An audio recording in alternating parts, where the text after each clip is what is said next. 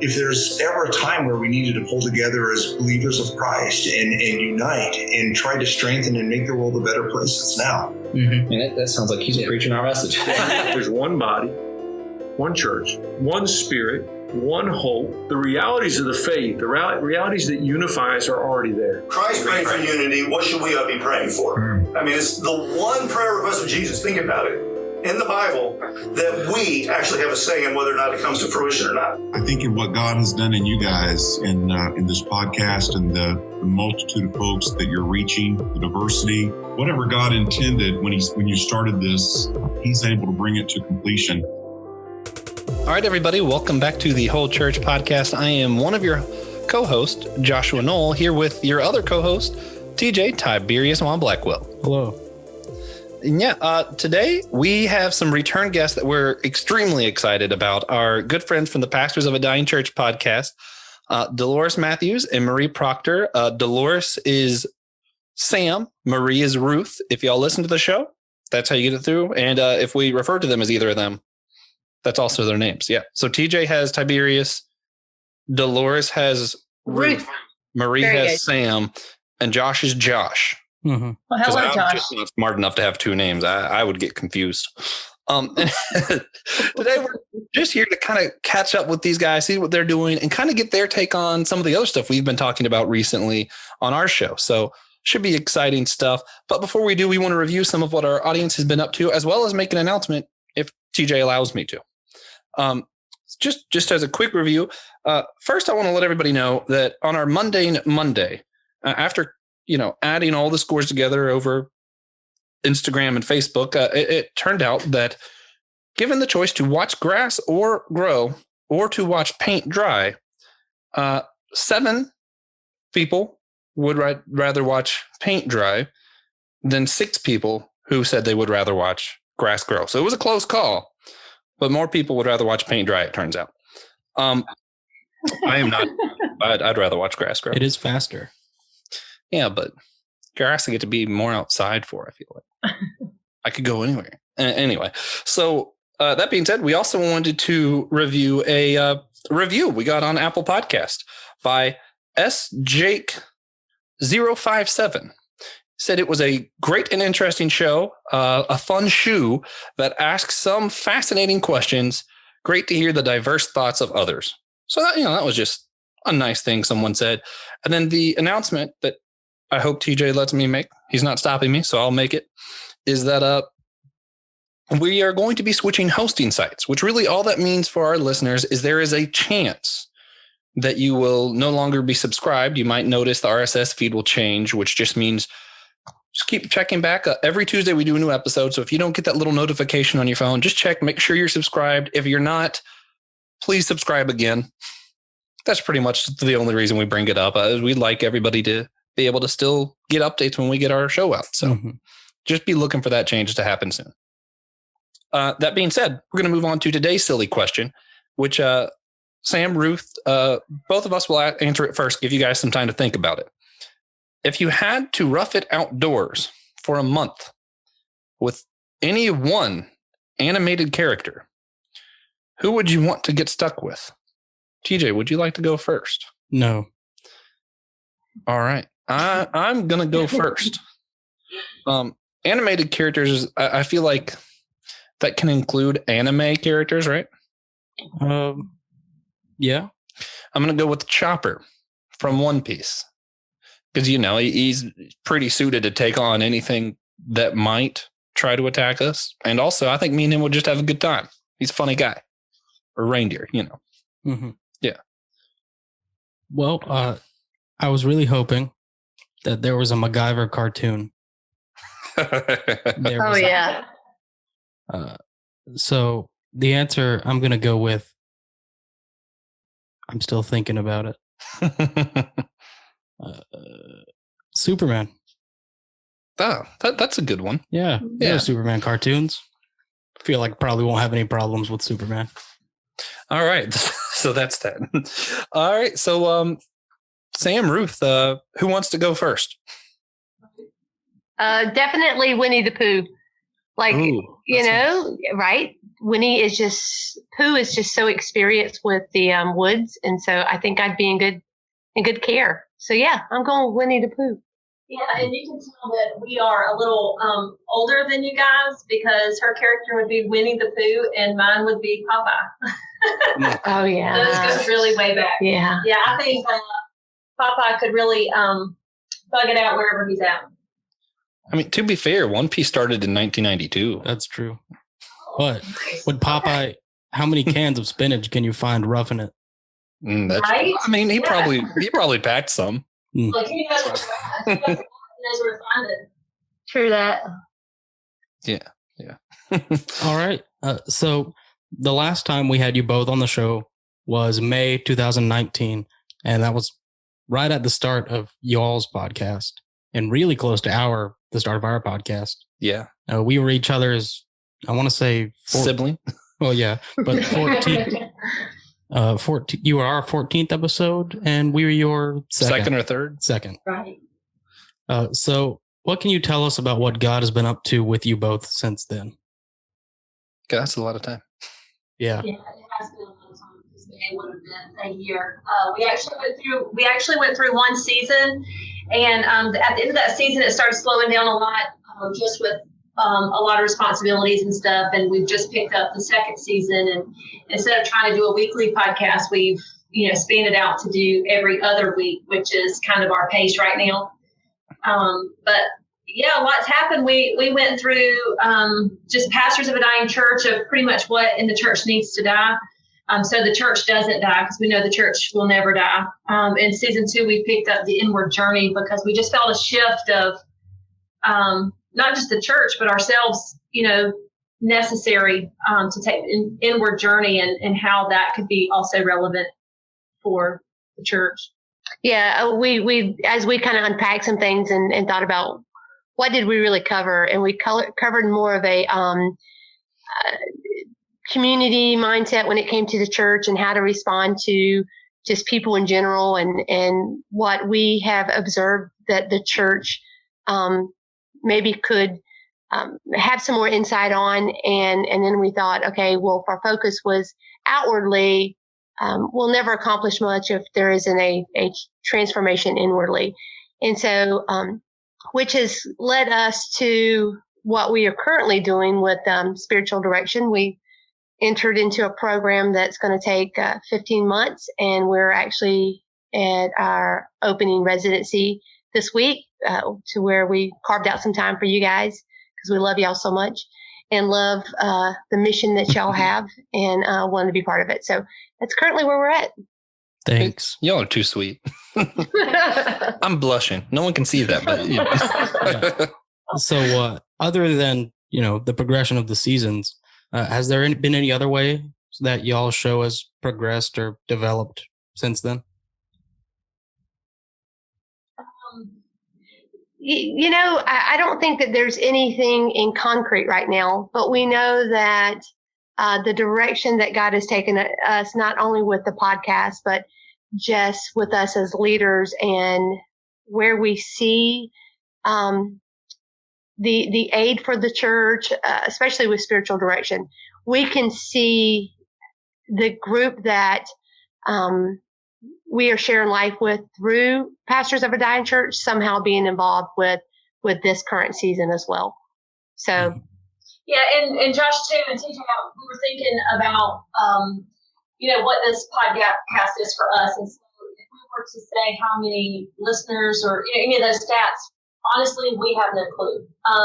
We don't really know any of those things, but what we think about when we think about this podcast is the opportunity to share our recordings with like our grandchildren and our great-grandchildren, and whatever that looks like. Like, they will have a record of Sam and Ruth and our friendship and the journey that we took together, which, it's pretty monumental when you think of that, of like the journey for ourselves, because we can't expect or encourage other people in their journeys until, we're first really cultivating that, in our lives as well. So it's almost like practice what you preach, but we're not trying to preach a message. We're just trying to practice the presence of God in all our relationships. And I think on that too, it has taken us a while to kind of unpack, like, where do we want to go with this?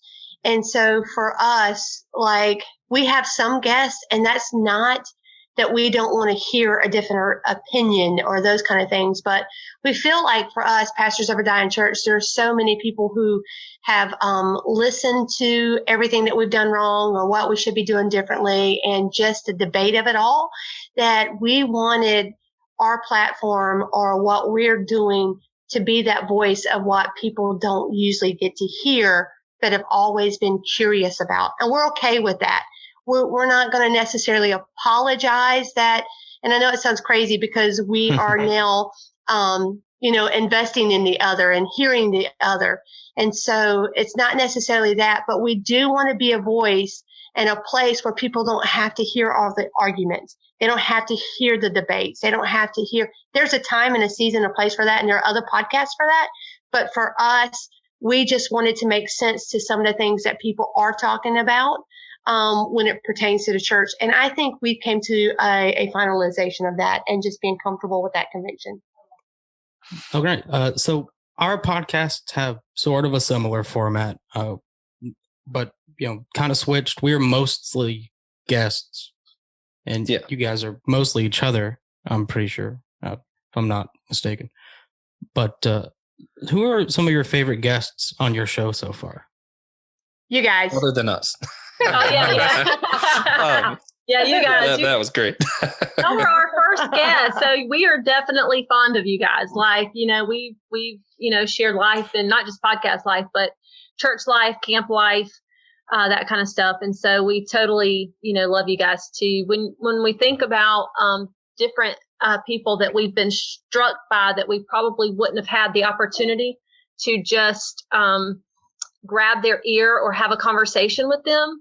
Marty Solomon was one of our guests, and he is the president of BEMA Discipleships. That's BEMA Discipleship. And just his approach to the Bible and the Word of God is by far one of the most insightful people that brings about I say proper context. That can be debated, I'm sure, but it definitely brings about an image of God that is part of our story, and to trust him to continue our story without it being very, what would I say? What is that? Legalistic, I guess. It's more of an invitation to the journey with God rather than a have to or a must or anything like that, if that makes sense. Yeah. And I know some of his stuff can be kind of controversial for people, but definitely worth checking out your episode. I've heard a couple other shows he's been on. Episode 12. Yeah, that's the one that he's on with theirs? Yes. How do you know that? I looked it up. That's good, TJ. Oh, nice. But which we might talk some about that later too. A lot of his stuff has to do with the book of Genesis.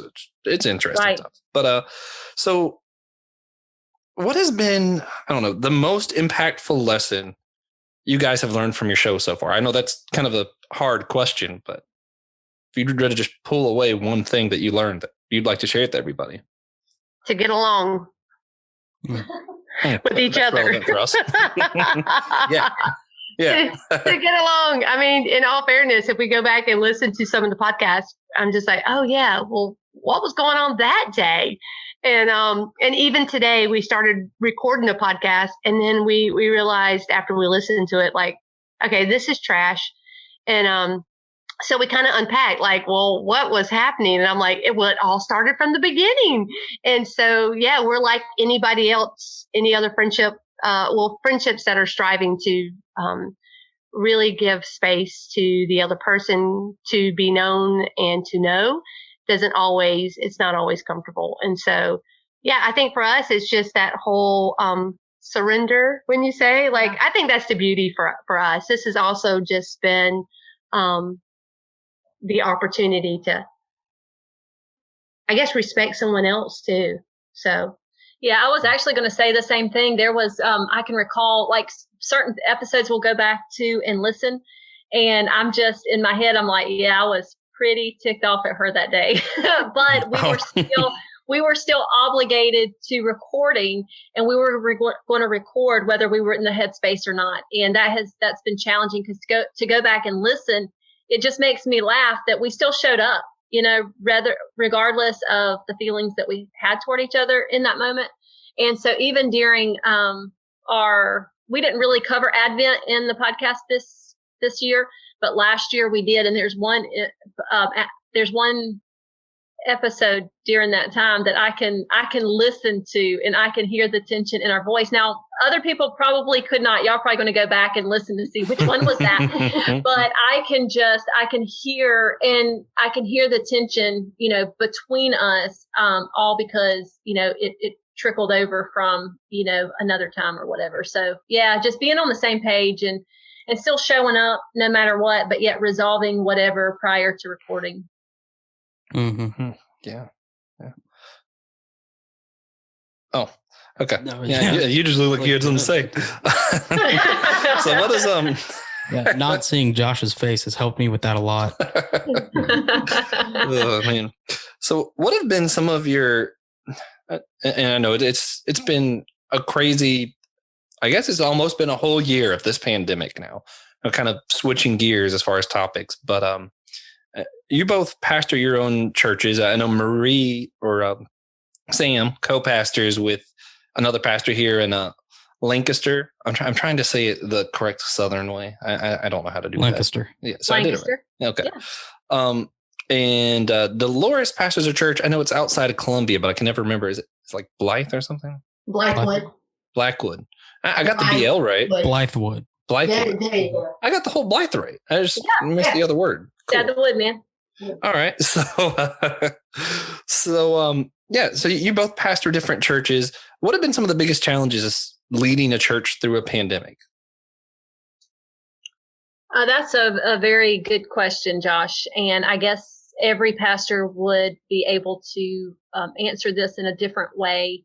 I guess for me, it is not being able to really greet the people as they come in and come out, because typically I would just, wrap my arms around their neck. Not visitors. Some visitors are scared by that, but I'd still, be approachable. But with our people, it was definitely an embrace, a hug, those kind of things. That was pretty challenging for us. And even as we gathered back at church, it was hard for our people to not embrace, because, we try to keep our distance and just try to keep it clean. We don't want to, swap germs and all of that, because, you could pick it up anywhere, and we've just kind of been on the fritz that way. And at first, I guess it was trying to record without a congregation, but, doing podcasts and stuff, it's not, it is a little different.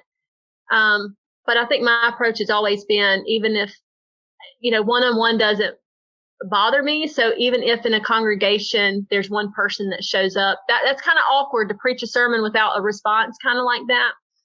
And so it would be, just figuring that out as far as when the people comes back, and the transition of what to do next. If someone's sick and been in the church, do we make the decision to close it down? Do we keep going? How many days were they in the church? Did they have symptoms?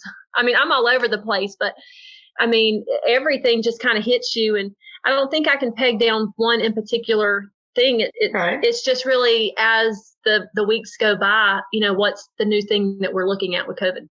Well, I was going to say something very similar to her. Like, it all sucks so bad. Like, really. And it's not like, you're talking about the right to worship. And so it's not like the store be selling Cokes or whatever. I mean, you're talking about worship and someone's religious preference and assembling ourselves together. And so it's a really big deal. So I think, to sum it up to one thing, it would be the expectation on us. Like, what are we expected to do? Because there's not a rule book, there's no guides, there's nothing with this kind of thing. And what works over there in Lancaster may not necessarily have to happen over in Blythewood. just because of our building or the seats or whatever. I mean, everything just changes the outcome just with the building or the people or children's church or that kind of stuff. So, but if we had to just have one response, would be the expectation we, I guess, put on ourselves of how to maneuver during this season. Yeah. I know this is a little bit more specific. I don't know if you guys have an answer for this, but one thing that I've been curious about as far as the struggle is, how do you balance the biblical ideas of we need to congregate, don't forsake the fellowship of believers, but also there's a biblical principle of being above reproach. And, on the one hand, we all gather together and, well, all of a sudden, what does the outside world see in that, And on the other hand, if we forsake fellowship, that's sort of a biblical command, right? Like, how do you balance those two ideas? I'm so glad you asked. I think that's kind of where we were at before COVID, of this understanding of, so how can we still be together and not be together? Now, we mourn the inability to come in one building at one time, but so then we had to get creative. Does that mean now that people have to be more personal with a phone call or a text message? I know that's not the same, and we can say that's not the same, but I've seen people be in the same room and still be lonely. So, for us, we've already looked at the church a lot differently beyond, is it really worship just because we come and lift our hands?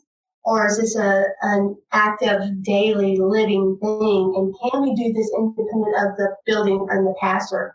And so we almost feel like, well, not almost, but we feel like God has given the church a gift even in this that kind of allows us to see where our faith really lies. Not that those things aren't biblical, but what does that mean really to be able to assemble? And can we, obviously we are in different locations today and we're still in this space. And I don't think it's unimportant as if it was when we were at our house recording. It still was important to us. We still made time for it. I still feel the intimacy and the connection with you guys. And so that was already something we were looking towards, wouldn't you say? Yeah, probably. Yeah. Awesome. And it's, I don't know, it's different levels, but it is still important, especially being so isolated. Hearing y'all's voices honestly makes me feel better than usual, because I hear so few other voices. It's like, someone I recognize that isn't someone I live with. It's great. But also, there's something about, last time we recorded, we had pizza and we're able to fellowship in person. Right. That's special too. Mm-hmm. But both things are special, just I feel like in different ways. So yeah, and we had a gift for y'all. Yeah, we did. We gave y'all a present. Very cool. So Josh, I don't think it's either or. I think it's and. Yeah, I think it's both too. And I was going to say too that the church and we've heard a lot of people say this, that the church is not defined by the four walls or the building. Like, we are the church, and so if are we to assemble ourselves with only Christians? Well, I don't think that's the mindset there. I don't think that's the concept of church. I think that we go and be the church out of the context of our relationship with God. The assembling together encourages us to go out, but we are the church. So whatever circle we find ourselves in, that right there is the church. We're taking ourselves, the living church, out where typically we wouldn't be encouraged. We would be encouraged to do that, but we really wouldn't think through it that way. We just think, let's go to church, and what does that consist of? Sunday morning or Wednesday night or Bible study. But how creative, and the freedom to be creative with the thought of ourselves being the church and being able to partner with other people outside of the building is pretty incredible to me. Mm-hmm. Yeah. Amen. Which, for our listeners, we're actually going to be talking more about who is the church, who should be included, and all of that next week. So tune back in next Tuesday. Right. Hey everyone, we just wanted to take a quick break to tell you all the ways you can help us keep this show going. Your favorite Church Unity podcast. Yeah, so support us on Patreon for as little as $1 a month at patreon.com/the whole church podcast. Every dollar counts. Subscribe to our show at your favorite podcast provider, whatever that may be. Leave a review for us on Apple Podcasts. Follow us on social media. Share this episode on your own social media. And you can subscribe to our newsletter by emailing us at thewholechurch@gmail.com. Especially that last one. It really keeps you guys updated on what we're doing better than pretty much anything else. Let's get back to the show. Yeah, so it's been a long, rough year. I think this year was 3 or 4 years long. But My first year of marriage was like the first 10 years. Yeah. Oh. But, it's still a year full of God's grace. So, what have been some of the biggest blessings to come out of 2020 for you guys? Oh man, by far rest and an opportunity to hit the pause button and not have to go anywhere. Mm-hmm. And I say that because we are on the go all the time. Like when our schedule came to a halt, it was, Kenny was coaching. So you have no spring practice, you have no kids soccer games, any kind of outdoor, whatever we were having, church functions, all of that. It's all of a sudden like we had to find ourselves and say, we would find ourselves wanting to go or do, or, just do something. And we realized, well, we can't do that. These are closed off, or the children, I didn't want to take my children out because, we didn't know, really what COVID was. Nobody knew what COVID was. There was no answers. There was no, we didn't even know how you got it, how detrimental it was. All we were hearing was new stuff. And so I think the biggest blessing was that our family really got to pause during this time.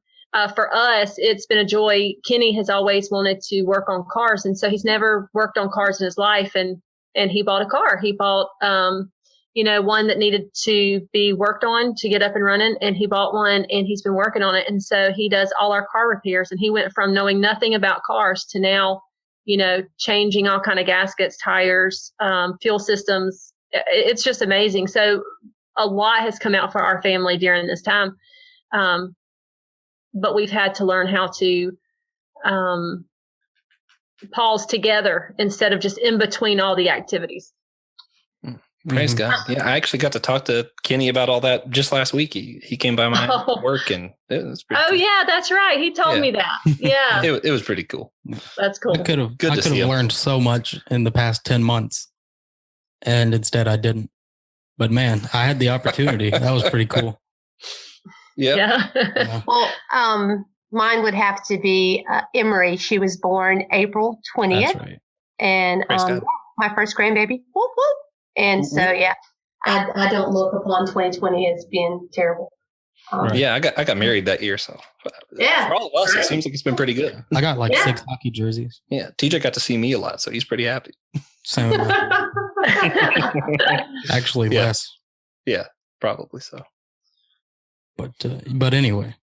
Yeah, so recently on our show, we've started a series that we've just been calling The Series because we didn't name it until right now.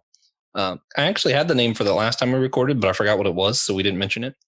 We're calling the series our Dividing Scriptures series because, rightly dividing the scripture, and also because we're talking about scriptures that have historically been argued about in the church or currently are being argued about, and how we can have unity despite some of these arguments. So we kind of wanted to get your take on some of what we've been talking about. So far, we've made it through Genesis 11, which is so much. We probably will revisit a lot of that at some point in the far, far future after we go through the entire Bible and more. But we wanted to kind of just see some of y'all's opinions on that. All right. Yeah. So the first question we wanted to ask about, Genesis 1 through 11 was, do you believe that the literal translation of Genesis 1 through 11 is necessary for salvation?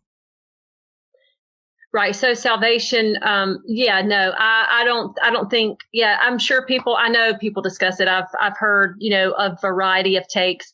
I don't necessarily, feel that salvation hinges on that. That leads me into, salvation in general, and where that is, in the context of scriptures and all of that. But yeah, I think that, some things aren't literal, doesn't need a literal translation, necessary for salvation. Mm-hmm. Yeah, and I think I'd like to hear Sam's take on this too. But I think a lot of people that would argue that it is necessary would point to Adam's sin and how that's inherited, and kind of some of the Roman stuff that goes with that. Do you think it's necessary to believe? And I'll let Marie answer this time. Do you think it's necessary to believe in a literal Adam so that we see sin traced down for a literal Jesus to redeem that? Well, I think if we're going to take it back to Adam and that, and that be your question, then I think we would have to start with Adam. And do we start with original blessing or original, the curse of Adam? And so if we're going to talk about Adam, then why don't we talk about the original blessing? And as far as creation, in terms of salvation, is it needed for us to believe? I think when we look at creation, it tells a far greater story that doesn't really get us caught up on the timeline or did this happen exactly this way? Because creation is still telling a story about the rhythms and cycles and routines that, God operates in, that just helps us to be fully aware of his presence and how creator is in everything and everyone. Amen. Amen. Yeah. And honestly, I have a question mark over that literal translation, because I honestly don't know where I land, but to say, is it necessary for salvation? I don't think that it would be, necessary in that sense. Yeah. Right. So the next thing is, do you believe that drinking is a sin? Not, getting drunk, just drinking alcohol. Oh, alcohol. I was going to say, drinking what? I drink water all the time, so I sure hope not. We've had that joke so many times on this show. But yeah, that's the question. That really is the question. It's not a joke. Just drinking alcohol in general. Well, I guess I would have to ask the another question to be able to fully serve you all well with the response.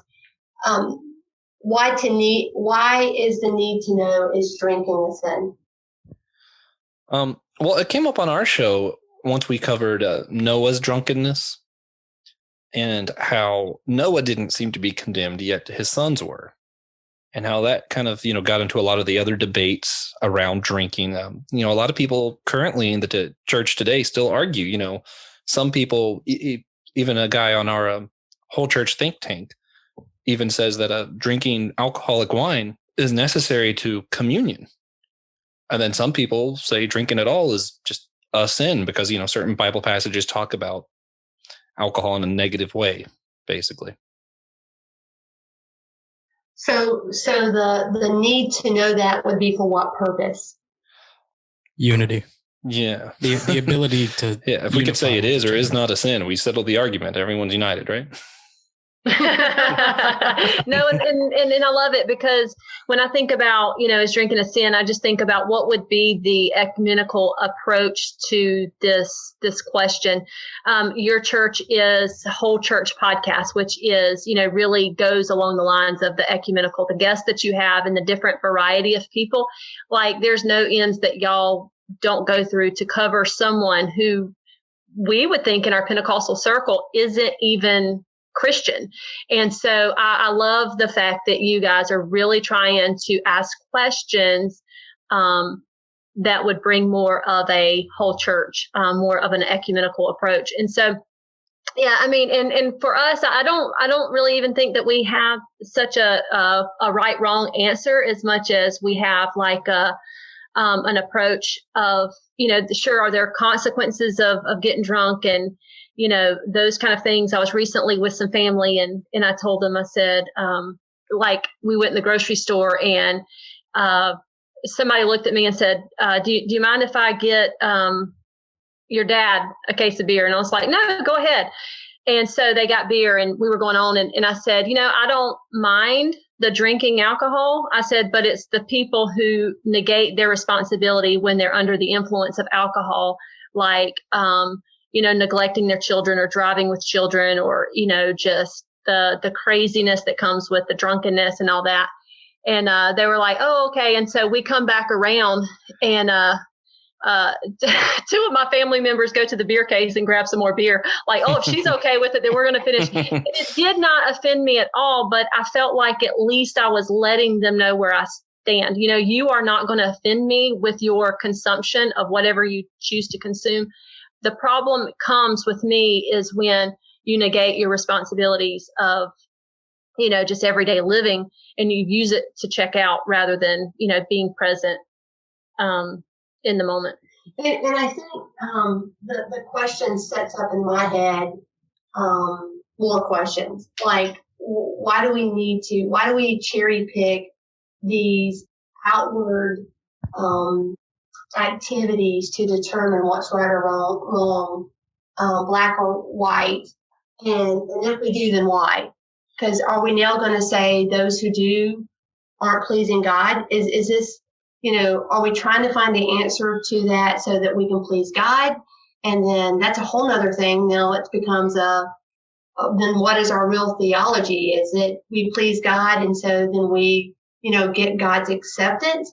And so that's why I said, what's the need of the question? Because is this a behavior reward system that we tend to gravitate to? So don't smoke, chew, or drink, or hang out with those who do, and then we'll win God's favor. And so, I think that there's probably some other questions that, for me, that draws out, honestly. Yeah. So we're more concerned with the Reverend, just to give a specific example, the Reverend that's on our think tank, who thinks it's necessary to drink alcoholic wine for communion. Can we still be united with him? If you know what I'm saying? Like, can we still consider him a Christian because he's drinking? And also, can he still consider us a Christian because we're not going to do that as part of communion? That's not what our church does. Does that make sense? Yes. We kind of trying to peek behind the argument if we can. Well, yeah, and think about how much you're consuming in that bit of communion. It's not like you're chugging a bottle of wine either. The cups are only so big, except when at the end of communion, when the priest goes to take his, then he's got the big goblet that he can just down right there if he wants to. So you're saying we need bigger cups. Right. Or smaller cups. Or smaller goblets, yeah. Because, Josh, I mean, we talk about that, and I guess to give you a direct answer, yes and yes.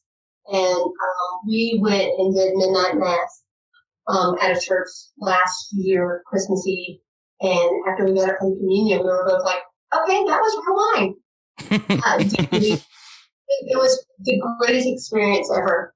Like, and do you still love Jesus after that?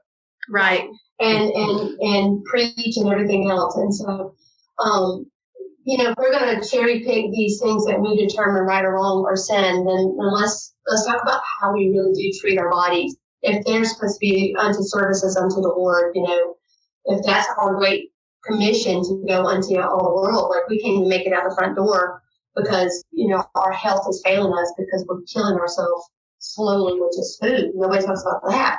Mm-hmm. And we don't need to, you see what I'm saying? And so it's like we cherry pick some of these things that I think we're just in a season where that's not as important as it used to be.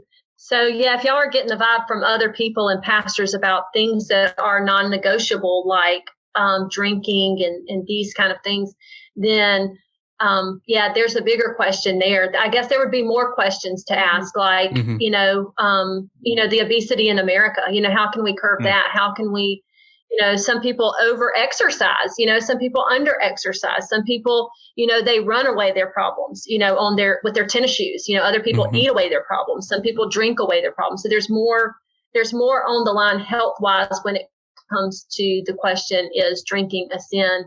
For heart, I would much rather drink a glass of wine than take a medicine that the wine could do, because there's so much extra substance in the pills, and that's not even natural, than with a cup of a glass of red wine. I don't have heart problems, so I don't even have to answer that question. But but still there's, rock and rye. When you think about that, that's my number one cough syrup in my kitchen cabinet. I would much rather give my kids, myself and the kids, rock and rye to help ease the cough at night than NyQuil, because of the added ingredients in NyQuil. The content in NyQuil, I think, may be even higher than the content of rock and rye. Wow. Mm-hmm. Yeah. And I still love Jesus. And I still love Jesus. Yeah. Over exercising is actually a form of binging. It's technically an eating disorder or a symptom of it. Yeah. But that's not what we're. So our next question, we just wanted to get your thoughts on the story of Babel, because that's the most recent thing we covered in Dividing Scriptures. There's a lot of thoughts to be had. So. Well, we looked at that today, and I was telling Maria, I said, it's around, what is that, verse 3 of that particular story. They said to each other, come, let's make bricks. And I told Maria, I said, therein lies the first problem for me. She's like, what? I said, technology. And she's like, what? Where in the world are you going with this? And I said, they had the capabilities of creating something great. They now know how to make bricks instead of like chiseling rock and stone, right? Mm-hmm. And so they have this incredible technology and these resources, and they use them for themselves. They did it to make a name for themselves, to make a fortress, because to build a place of safety from, the surrounding nations or whatever, they wanted to build a place, almost a lack of trust, but yet in this building could have been the first stages of empire and an empirical system. And so I think that this was just, God's first attempt to just kind of squash that thing and say, this is not the people I called you to be. The trust is to depend on God, not depend on yourselves behind the bricks that, you make and this new technology that you found. And so burying themselves in this and trying to make a name for themselves, which I feel like would be a fortress for them, a place to just stay and a place to just be. Just crazy stuff. Mm-hmm. Thank you guys for your insight into that. Yeah. There's a reason. Mm-hmm. Well, thanks for asking.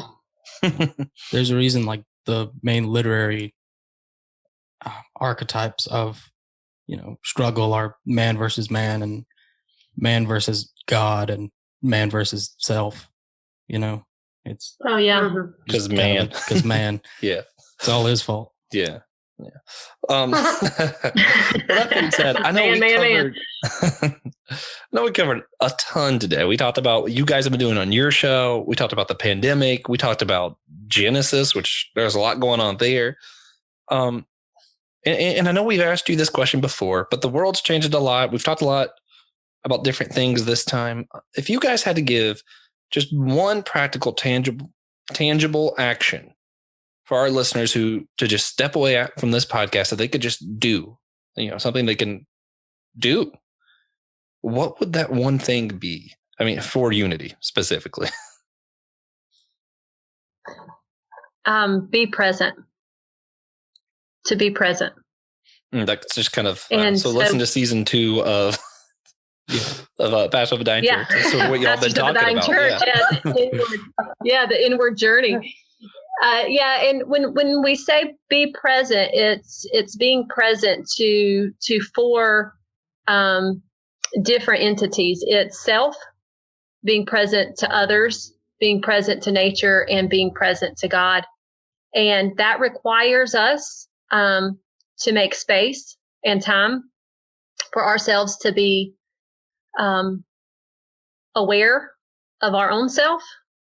And when we're in the presence of someone else, we've experienced so much back and forth, and me myself, I can hear somebody talk and hear what they're saying and walk away like, what did they just say? And it was because my mind was everywhere else. And so being truly present in that moment and being aware of their presence so that you can listen well. And then nature tells a beautiful story every single day. And if we would just, if we would just let nature itself return us back to the wonder and the awe of God, then there's some powerful things that could take place in our relationships when we behold one another as the beloved of God. And then, of course, God, being present with God means being aware of God in those moments. And I would just kind of icing on what she just said by saying, and listen with your third ear, meaning the ear of your heart. I think sometimes we listen with our Bible influence. And so therefore we almost have a prepared answer according to what Scripture says to what someone's telling us. And this is real life for all of us. And I think if we listen with the third ear of the heart, I just really feel like that somehow, some way, that would melt away a lot of the walls that we allow to divide us. Mm-hmm. The difference between hearing and listening. Yes. Yeah. So what do you think would happen if everyone started doing that, started being present?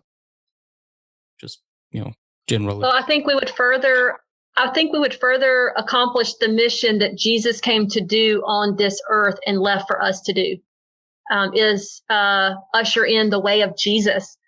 There's all kind of other religions that practice the way of Jesus, and by far they know that it is the more, not just practical, but it is the way. You have Buddhists who look at Christians and say, you don't really practice the way of the one that you say you follow. And that's true. You look at Christians and it's sad. It's like someone's got a golden ticket to heaven because they said the sinner's prayer and, they're on their way. And then other people's like checking all these boxes. And I just think that the true way of Jesus of love would be ushered in even more. Biases would stop. Racism would stop. Capitalism would stop. I know a lot of people who think, well, I'm not going to go there, but all of these other isms, that we've got, problems with. I think that we would be able to see God and His Word, and then we're living epistles. We are the Bible didn't stop being written just on words. He's written those in every person that He's created. And man, if we could return to the mystery of the other, imagine the way of Jesus being ushered in. And when Sam says that, like the mystery of the other, it's not like a puzzle to figure out, because we keep doing that too. But I think it's more like Dan Miller says, it's a cave to be explored. And each person is that. How beautiful is that? That if we could just really be present with each other, with the Lord, with ourselves, with nature, then with the other. Like, what is there to learn? What is there to know? What is there to discover? That's pretty comforting to me, and just brings about an excitement that I think is still achievable. Yeah. What Marie was saying, this is just kind of random, but reminded me of a book you guys should check out. I think you'd really like it. It's called Insider Jesus. Talks about a bunch of different religious groups across the world who don't call themselves Christians, but believe in the Jesus who died and rose again for their sins. And some of these groups are basically Christians and are just scared to use that word because of what connotations it has in the areas they live in. It's a fantastic book. Everybody should check it out. Oh, wow. Yeah, it's called Insider Jesus. Yeah, that's great. Yeah, Good stuff. Yeah. So I think I've heard of that. So you guys have been on the show before. I'm pretty sure we were still doing this back then. But the last thing we like to do before we get into our outro is our God Moment segment, where we just talk about something God has done for us recently, whether it's a challenge or a chance to worship or a blessing or any of those things. And I always like to make Josh go first, so the rest of us have plenty of time. Yeah, thanks. Mm-hmm. Thanks. Yeah. Naturally, there's so many things I could pick from this last literally 2 days. That's the last time we recorded. But man, God's just so busy in my life. I love God. But I think what I'm going to have to go with is one of my cousins, or perhaps second cousin. I really don't know how all that works, but she's had coronavirus for a little while now. And today she's at where the machine's giving her 100% of her oxygen. and she's not very well off. Our cousin's been texting us, and it's a God moment because it challenges me to pray better, to pray more for her and that part of our family. And I haven't heard from that side of the family much in the last few years. And this year we've heard a lot more from them, not just because of that. They also had another member of their family pass from corona, and who was a little bit older. And it's just, I don't know. It's challenging in the, I need to pray, but it's also a reminder of, hey, there's family out there that I can be closer to. I was once closer to, I don't know. God's dealing with me about all of that in his own way. So, yeah. Mm-hmm. So, DJ, what about you? Look, I hate to say it, but I have to say it. The NHL is back. Yesterday was opening night. And it's actually crazy because by playing a truncated season and by not allowing fans in the games, except for a couple teams that are, the league is losing $1 billion by playing this season. But they said, you know what? Wow. Yeah, we're going to do it anyway. It's worth it for us. And I would like to thank God because, it's worth it to you. It's worth it to me. I'd pay $1 billion to watch hockey, I guess. If you had it. If I had more than $1 billion, yeah. What if you had $1 billion? Probably. Okay. All right. Sam, Ruth, whoever wants to go first. What's God been up to with you? Well, ours is the same. So, okay, we both have the same one, so I'll just go and sum it up for us. But we're still amazed by the sunrise. Like we try to get up in time to see it, and a couple of days ago we experienced it. Probably it just felt different and new, and like we'd never seen it before. And it's just kind of how it just starts, just almost like pops its eye, like you pop your eye open. It just kind of popped over the horizon, and we were just like almost like little kids, weren't we? We're like, oh my gosh, look at that! It's wonderful. And then the next day it was cloudy. And then it was just still that sense of, but it's still there. Like it's guaranteed we can count on it. And then this morning we got up and it wasn't as, it wasn't as clear in terms of being able to see it fully, but we knew it was still there and it was about to come up over the clouds. And we're like, how amazing that, the sun does its job. And even in that we've, just the awe and wonder of all creation obeys. And just does exactly what it is designed to do. So yeah, we're still surprised by that. Yeah, so we share that moment. Yeah, that's one good thing about the shorter days during the winter is it's a lot easier to see the sunrise and sunset. You don't have to wake up that early. In the summer, you have to wake up pretty early. Yeah. That being said. We do want to go ahead and start wrapping up. I want to remind again all of our listeners, we will be switching hosting sites, so just make sure you're still subscribed in the coming weeks after this. If you don't see notification on Tuesday, just check and make sure. Do us a favor, go to every single podcast platform that exists and make sure you're subscribed on all of them. Just be sure that you're there. And before we go, Ruth, Sam, where can they find your show, your churches, everything about you? Where can they keep up with you guys? They can find the podcast on Facebook, Pastors of a Dying Church, Spotify. Spotify is not updated, so the most updated episodes are going to be on Facebook. So just go over there and like it, and it will notify you every time that we post. All of our episodes are there. But if you want to get back to the older episodes, you can do like Apple Podcasts or Spotify or any of those. And then our churches, our church is Lancaster, COGOP.org. You can find us there on the web, or Blythewood is Blythewood, COGOP.com. And there you go. Awesome. So everybody go over there and check them out. Yeah. And of course, we wanted to cover some future guests for the podcast. Soon we will have Pastor C.T. Kirk for his second episode. Yeah. Paul Calcote, I hope I'm saying that right. I hope he corrects me if I'm not. Of the Real People, Real Talk podcast. And Reverend Keno Kennedy and Sister Sylvia Staten. You guys know Sylvia. and they'll be here for our Black History Month episode. Yeah. And naturally, at the end of this season, the endless season, we will have Francis Chan, who is just completely unaware of it. But that's not a problem. It's nothing that we can't conquer that he doesn't know he'll be on the show. Yeah. The sooner he confirms or denies he'll be on the show, the sooner we can move on. Yeah, I'm just waiting for him to accidentally stumble into this office and sit down and be like, oh, hey, I was on the show. Yeah. Right. Yeah. Thank you guys so much for your time. We love to have you guys, and thank you all so much for listening.